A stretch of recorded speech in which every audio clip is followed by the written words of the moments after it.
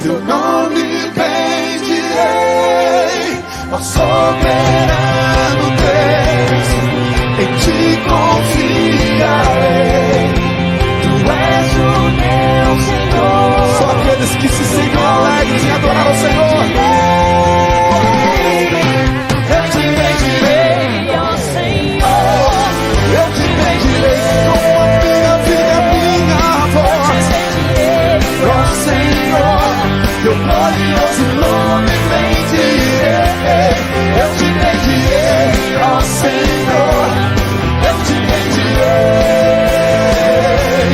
eu te bendirei, ó Senhor, teu glorioso nome bendirei.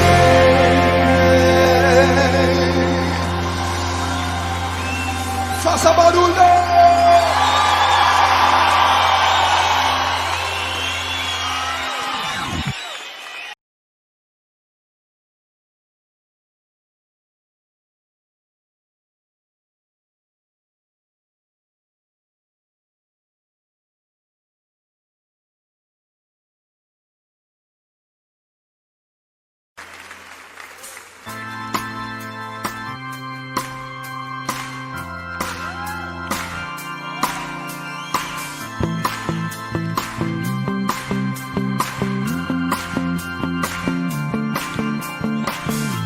Eu te bendirei quando tuas bênçãos eu provar, quando o teu rio me saciar, eu te bendirei.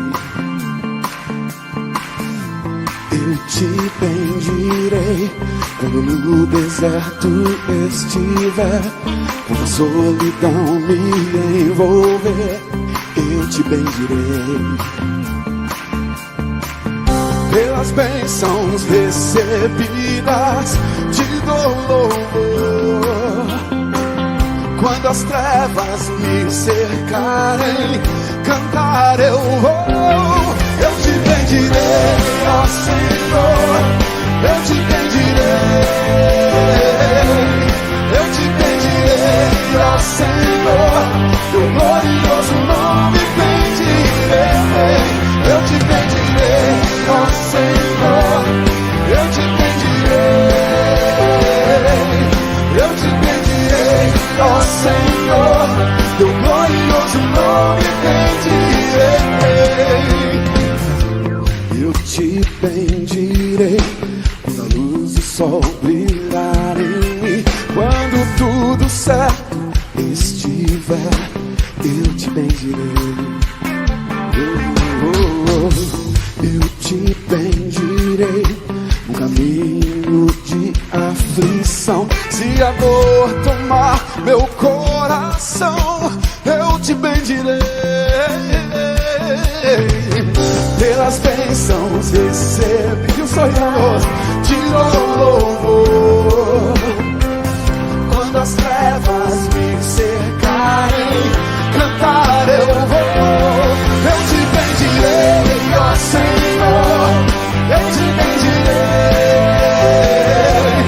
eu te bendirei, ó Senhor, teu glorioso nome bendirei, eu te bendirei, ó Senhor, eu te bendirei,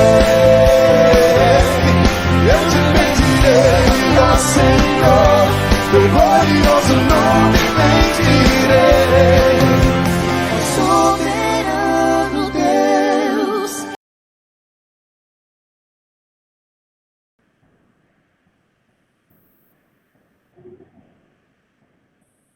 Graça e paz, meus irmãos, da parte do nosso Senhor e Salvador Jesus Cristo.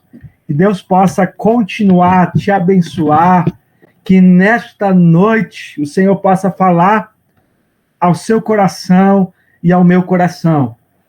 Nós aí ficamos um tempo, né? Houve alguns problemas de tecnologia e também por causa das nossas festividades que caíram justamente na quinta-feira, e nós não tivemos como dar continuidade ao que nós estamos estudando às quintas-feiras. Então, como já faz um bom tempo que nós não estávamos mais estudando o assunto proposto por nós no final do ano passado, então nós vamos fazer hoje recapitular um pouco sobre aquilo que nós já vimos, e a próxima semana nós, então, vamos encerrar esse capítulo que nós estamos vendo e vamos continuar vendo hoje e a próxima semana, tá bom?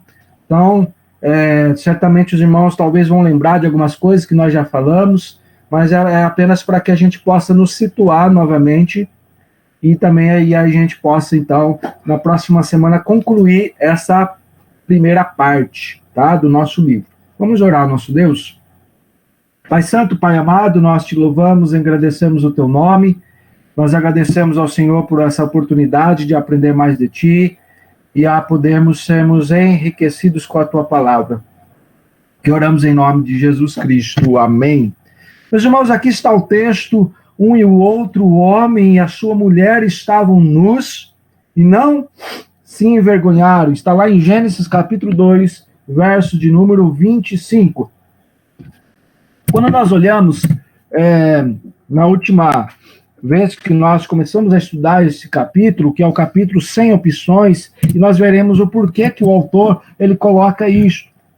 E o autor, então, começa a mostrar para a gente que o isolamento, vivemos a tensão, né, como ele coloca, entre essas duas vertentes, o isolamento e um sonho de um isolamento significativo. Então, nós veremos o que o autor está pensando quando ele fala sobre pessoas que se isolam como uma autoproteção, e o que ele está pensando de pessoas que sonham com um relacionamento significativo. Então, o autor ele vai mostrar para a gente que, na maioria das vezes, nós vivemos em um desses dois extremos. E ele vai mostrar que eu e você, sempre teremos a inclinação para um deles.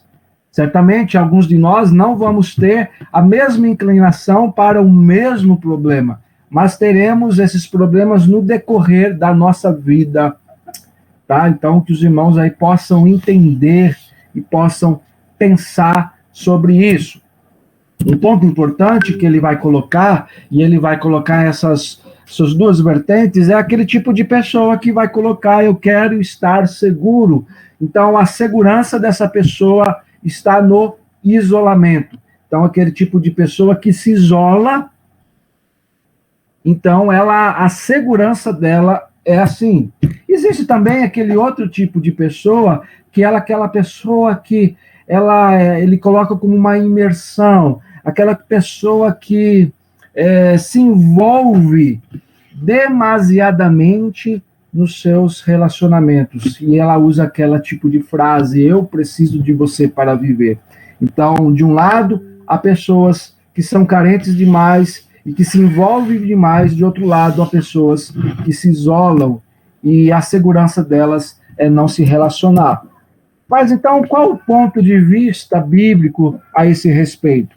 Qual o ponto de partida que nós encontramos nesses dois extremos? Se de um lado um relacionamento ele é demasiadamente imerso e do outro lado ele é demasiadamente longe, ele não quer se relacionar. Aonde está como que nós vamos entender isso? E nós começamos então a falar sobre aquele tipo de pessoa que ela é frustrada com seus relacionamentos. Já vou colocar os slides que ficam mais fáceis. Então, aquele tipo de pessoa que tem um relacionamento frustrado. Então, muitas pessoas elas se frustram nos seus relacionamentos. Então, aqui é o tipo de pessoa que procura o isolamento, porque ela se frustra. Então, por exemplo, ele dá até um exemplo aqui, que eu até coloquei o exemplo das férias. Alguém chega e, em vez de ir para as férias, se relacionar com as pessoas, ele até coloca aqui, né, aquela pessoa que procura isolamento e coloca uma pilha de livros na mala. Ou seja, ela vai por uma festa, ou ela vai por um momento em família, mas em vez dela se relacionar com as outras pessoas, ela faz com que algo possa fazer com que ela possa se isolar, e ele coloca aqui o exemplo dos livros. Hoje, com a tecnologia, podemos colocar outros exemplos, como a Netflix, né? Então a pessoa viaja, passeia, mas em vez dela se relacionar com as outras pessoas, ela se isola no seu mundo. Ou existe aquela pessoa que deseja a imersão, ela lota a agenda com atividades a dois, e aquilo é o sonho dela. Então, existe pessoas que estão nos nossos relacionamentos estão frustradas. Uma porque é demais e a outra porque não se relaciona, tá? Que tipo de pessoas nós somos? Existe, o autor mesmo coloca, o isolacionista, que ele se sente esmagado. Existe o imersionista, que se sente rejeitado. Né? Então, um se isola demais, o outro se imersa demais, o outro se sente rejeitado, tá? E ele vai colocando isso diante do livro. Já que as expectativas dessas pessoas, desses ambos, são constantemente frustradas, o relacionamento é uma eterna decepção.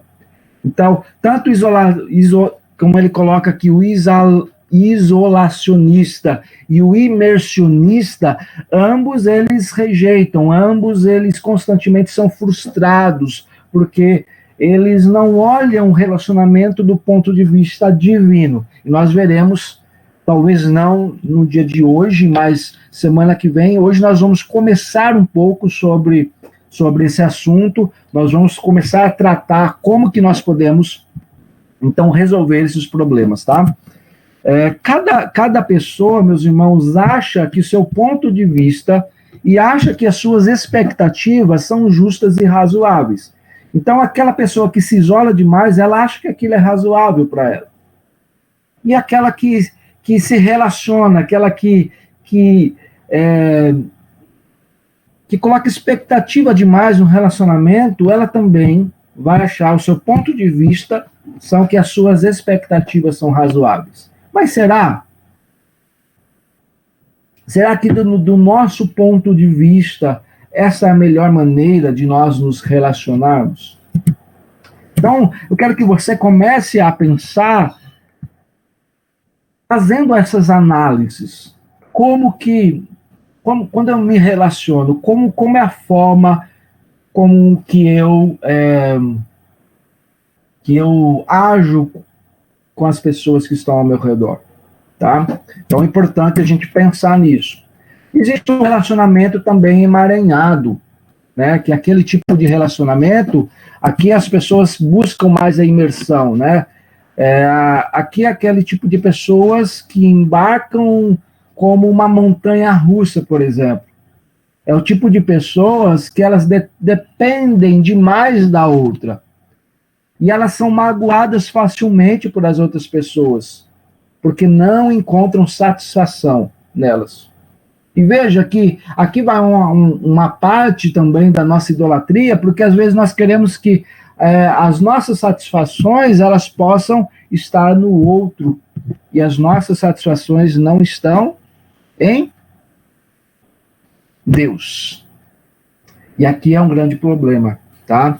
Então, quero que os irmãos pensem um pouco sobre isso. As suas expectativas são tão altas que elas tendem a se isolar das outras pessoas. Então, veja, a primeira parte nós vimos de pessoas que se isolam, de pessoas que não querem nenhum tipo de relacionamento, elas entram no seu mundo, elas se isolam.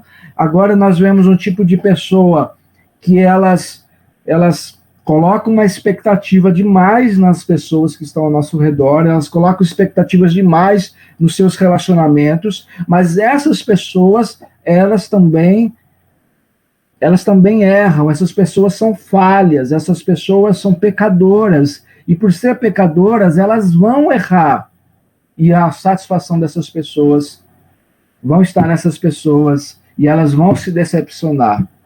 Veja que isso é um problema sério, meus irmãos. Nós podemos até pensar que as expectativas semelhantes, elas vão resultar em paz e harmonia.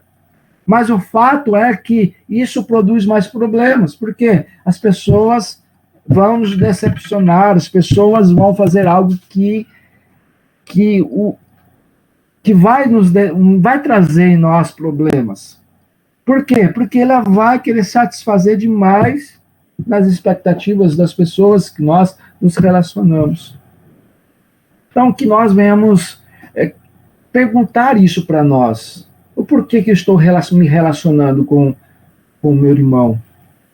Eu me relaciono com o objetivo de ajudá-lo, de andar junto. Nós vimos, durante o ano passado, muito sobre o discipulado. O meu relacionamento com o meu irmão deve ser para ajudá-lo. E às vezes o que nós podemos perceber é que nós nos relacionamos para nos satisfazer e não nos relacionamos para ajudar o outro, para que a glória de Cristo seja manifesta. Por que eu me relaciono com os meus irmãos? Por que ao final de um culto eu ligo para o meu irmão e digo, olha, eu senti a sua falta? Por que ao final de uma reunião de oração eu ligo para o meu irmão e falo, olha, eu gostaria muito de ver você na próxima vez? Por quê? Apenas como uma cobrança ou porque o irmão, ele é importante? Nós precisamos nos relacionar para abençoar o outro e para que as nossas expectativas não estejam na pessoa, mas em Cristo, porque Ele vai cumprir todas as nossas expectativas. Cada um se sente magoado por aquilo que espera, meus irmãos, de outra pessoa, de pessoas que são também pecadoras. Existe também agora o relacionamento isolado, que é aquela pessoa que se aproxima demais do isolamento. As férias ideais para aquela pessoa, como nós dissemos lá no início, é para uma pessoa que vive o seu mundo. Vive o seu mundo. O mundo do ideal para essa tipo de pessoa é viver sozinho. É viver sozinho. Este tipo de relacionamento, meus irmãos, é complicado porque o seu desejo por segurança e independência colide com o anseio por relacionamento. E aqui vai um grande pecado, né? Porque quando nós vamos olhar para a palavra de Deus, a Bíblia vai falar que nós somos seres relacionais. Quando nós olhamos para o próprio Cristo, quando nós olhamos no Novo e no Velho Testamento, nós vamos perceber o Senhor dizendo, não é bom que o homem esteja só. Você vai ver o Senhor se relacionando com o ser humano, com o homem feito à imagem e semelhança de Deus. Ambos sentem a falta de alguma forma de conexão, mesmo que seja fraca, porque nós precisamos nos relacionar. Por que isso acontece? Porque nós, muitas vezes, pensamos apenas em nós, não pensamos no outro. Aí a satisfação é o que é bom para mim, não o que é bom para o meu irmão. Então precisamos relacionar. Às vezes algumas pessoas não se relacionam por causa dos atritos. E aí vai um outro problema. Porque às vezes nós estamos temendo mais o homem do que temendo a Deus. O relacionamento, ele deve ser visto na perspectiva divina, porque todo homem foi feito para se relacionar. Em cada um desses cenários, meus irmãos, há um impasse relacional. No relacionamento frustrado, o movimento ele é afastar-se do outro. Então, é aquele tipo de pessoa que se frustra. Ela vai se frustrar e, por causa dessa frustração, ela vai se afastar do outro, tá? Então, ela prefere não se relacionar do que e se frustrar futuramente. Então, para ela vai é um pouco semelhante com o isolacionista, né, que nós vimos já. Então, ela prefere se isolar para que ela não venha a se decepcionar. Existe já, então, o emaranhado, que é aquela pessoa que ela prefere, então, se cumprir no sentido de viver um relacionamento maravilhoso. Então, para ela, a solução é o relacionamento em si. E veja que aqui está o grande problema, porque a expectativa dela é na pessoa. E nós sabemos que é impossível. Ninguém vai conseguir se relacionar 100% sem decepcionar as outras pessoas. E existe aquele tipo de pessoa que ela é isolada, né, com um pouco de semelhança com o frustrado, só que o frustrado ele já se relacionou, então ele deixa de relacionar pelos relacionamentos que ele teve no passado. Existe aquele que se relaciona, agora o último ponto, né, dessa introdução, é aquele que se relaciona e então ele na verdade ele se isola, né? Existem pessoas, possa ver que existem pessoas dentro da nossa igreja que possam pensar assim, né? Possa ver que você já tenha vivido algum tipo de relacionamento agora conjugal, tenha namorado alguém, tenha se interessado por alguém, e aquela pessoa te frustrou, então você, a sua defesa é se isolar, a sua defesa é entender que por causa da sua frustração, agora você não vai se relacionar com ninguém mais. Todas as pessoas são iguais àquelas. Só que às vezes o problema não é nem as pessoas, às vezes o problema são nós. Porque às vezes pode ser que eu tenha feito algo que frustrei a outra pessoa também. Veja que às vezes, e isso já é comprovado, que mais da metade dos problemas conjugais é por falta de comunicação. Então, meus irmãos, nós precisamos entender essa primeira parte, olhando esses 3 princípios, identificando o nosso pecado, tá? Você se reconhece em alguns desses perfis? Eu quero que você comece a pensar, será que nós somos os únicos prováveis que encontram nesses perfis e nessas características? Será que eu encaixo ou não encaixo nesses perfis? Será que o problema sou eu ou são as pessoas?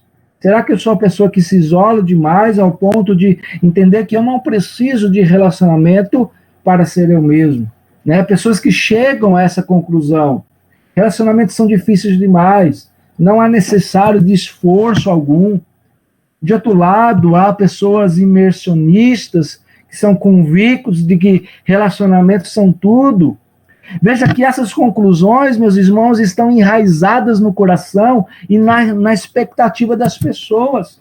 E na expectativa não está em Cristo.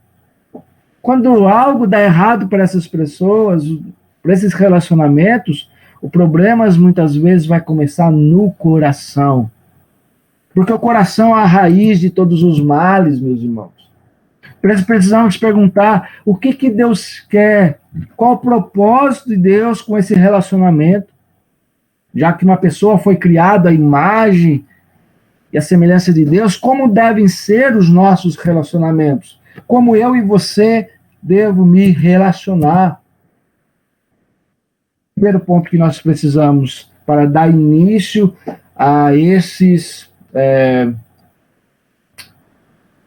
após identificarmos o nosso pecado, nós precisamos pensar primeiramente que o nosso Deus é um Deus de comunhão. Por quê? Porque quando nós olhamos todos os livros de relacionamentos, eles vão levantar questões que nós levantamos até agora, dos problemas que existem, das adversidades dentro do relacionamento. Mas, infelizmente, meus irmãos, esses livros eles vão levantar na perspectiva horizontal. E eles não vão... Claro que isso não... Livros cristãos, né? Pode ser que até livros cristãos também eles se envolvam nisso. A primeira coisa que nós precisamos entender, que eu e você precisamos entender, que nós somos criados à imagem e semelhança de Deus.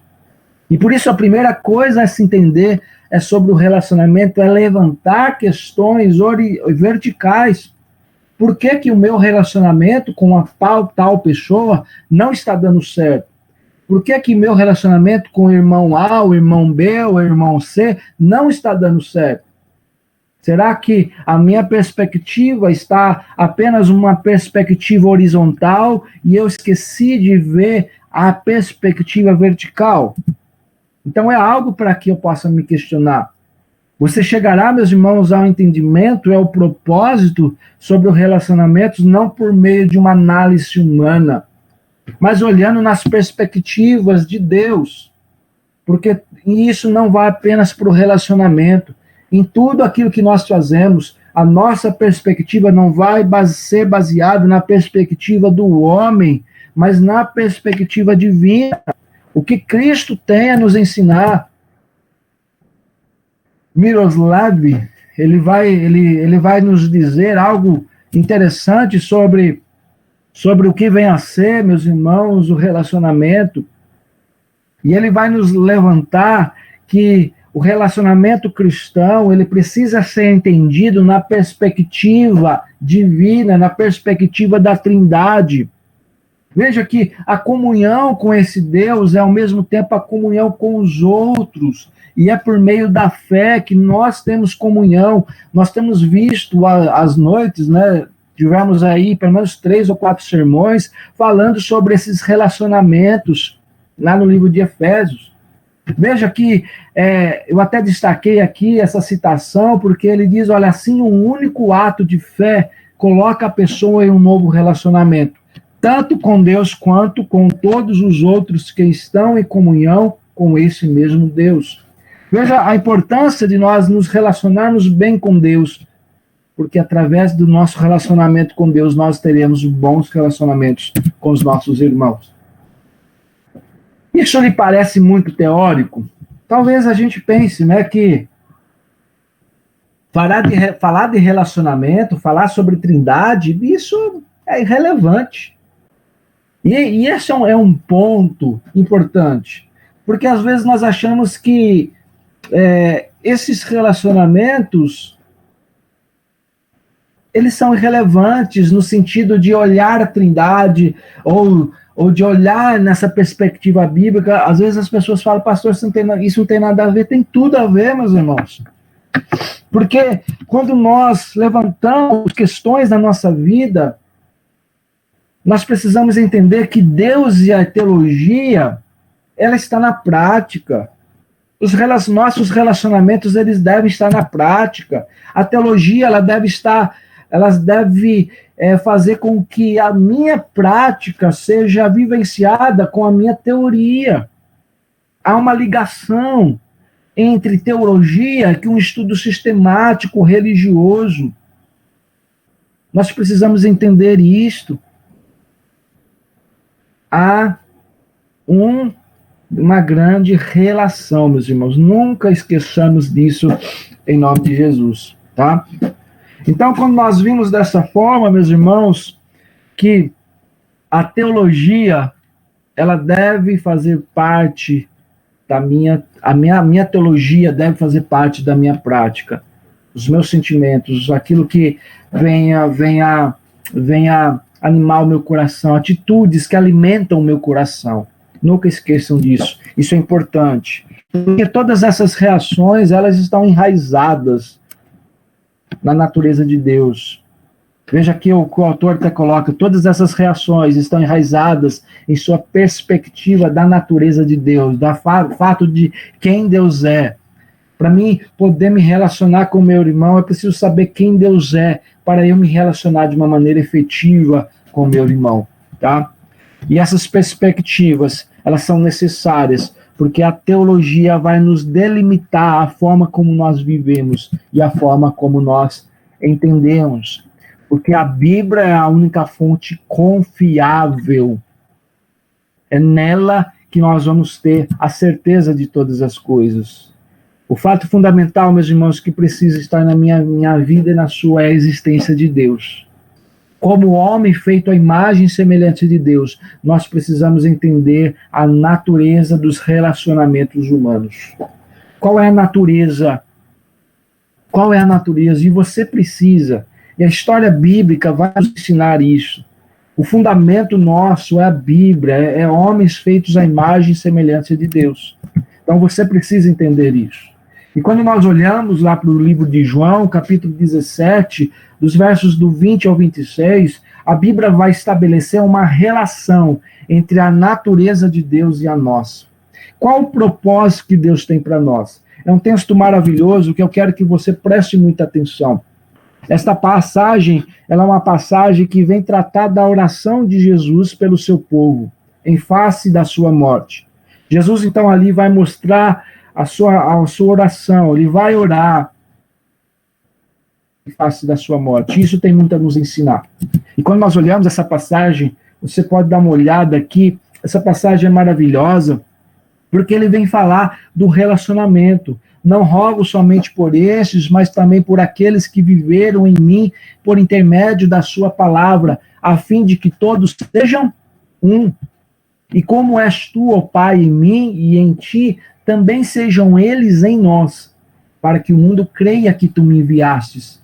Eu lhes tenho transmitido a glória que me tens dado, para que sejam um como nós o somos, eu nele e tu em mim, a fim de que sejam aperfeiçoados na unidade, para que o mundo conheça que tu me enviastes e os amastes, como também amastes a mim.